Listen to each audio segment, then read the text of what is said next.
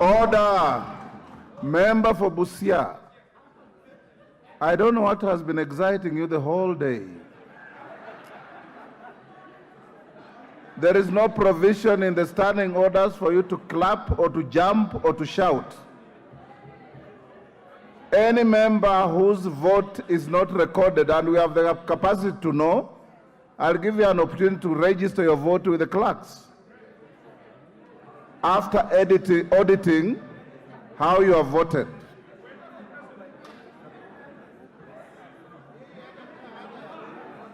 Order.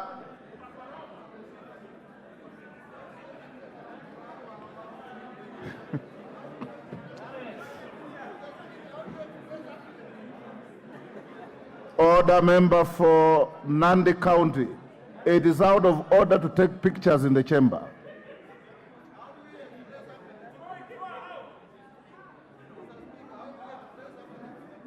Order.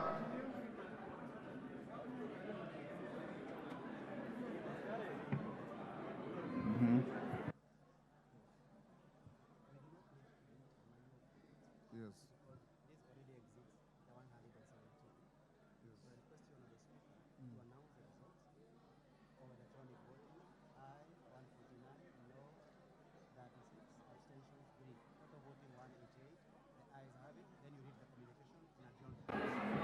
Order, honorable members, order.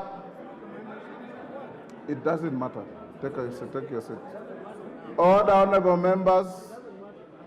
Order. Order, honorable members. I know there could be members whose gadget may have malfunctioned. This is a vote that has a critical threshold. Once we have reached the threshold, it matters not whether you voted or not, because that's what it is. Now the results of the electronic voting is as follows. Order, Honorable Mbadi, you are lucky the bars are drawn. You would have walked out. The results of the vote are as follows. Ayes 149. Order, the noes 36. Abstentions 3. The threshold required to carry the vote is 117. So the vote is carried, the ayes have it. Order, take your seats. Order. Order. Order, honorable members. Honorable members, I have a short communication.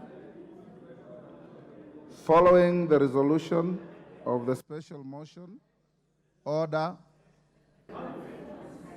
Order, honorable members. Following the resolution of the special motion under order number 13 relating the removal of Honorable Franklin Mithika Linturi from the office of the Cabinet Secretary for Agriculture and Livestock Development pursuant to Article 152(6) of the Constitution, I wish to guide the House on the next process as envisaged in the Constitution and our standing orders. Honorable members, Article 152(7) of the Constitution requires that, and I quote, if a motion under Clause 6 is supported by at least 1/3 of the members of the National Assembly, the Assembly shall appoint a select committee comprising 11 of its members to investigate the matter, and the select committee shall within 10 days report to the Assembly whether it finds the allegations against the Cabinet Secretary to be substantiated. As you can see, honorable members, the Constitution is unequivocal in the procedure to be followed after a decision is made by the House at each stage of the process. The next step to be taken, therefore, is the appointment of members to a select committee to investigate the matter. Honorable members, in this regard, I hereby direct that the parliamentary parties in the House expeditiously nominate members to serve in the select committee and submit the names to the office of the Speaker for onward transmission to the Committee on Selection. Thereafter, The Committee on Selection ought to expedite its consideration of the names and bring the relevant motion to the House for approval so as to commence consideration of this matter. For clarity,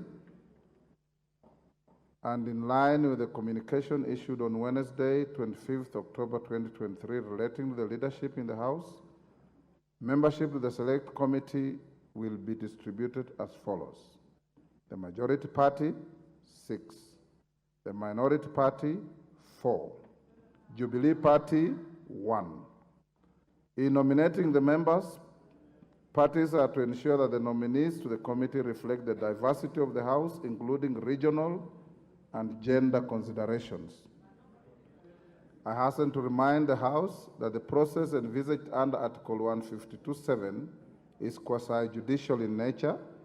The process is an important component of the accountability and oversight frameworks provided in the Constitution and requires not only diligence and conscientious but also greater thresholds of impartiality, fairness, integrity, and independence in the performance of this function.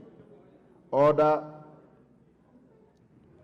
In conclusion, honorable members, it should be noted, as stated above, that the Constitution requires the Select Committee to conduct investigations and report back within 10 days. In this regard, the parties should provide to me the names of their nominees not later than today, Thursday, 2nd May 2024, and to be precise, I need those names before 1:45. Thereafter, the House will sit to consider the nominees to the Select Committee during the afternoon sitting. The committee selected is not the committee of the Speaker or the majority or minority leaders, is the committee of the House. So the names once brought, we will subject them to a vote by the House, and thereafter we'll give further direction to the committee on how they'll conduct the matter.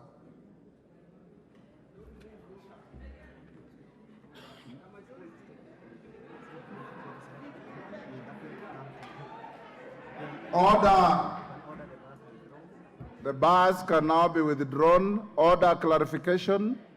Once the names come to Mr. Speaker, they will not be routed through Selections Committee. That was a mistake in the communication. Once they get to the Speaker, I'll then instruct the clerk to include them in the afternoon order paper, whereafter we'll come, and I'll limit that motion to the majority leader moving, the minority leader seconding, so that we can save time and move to other businesses that are pending. You may now be upstanding.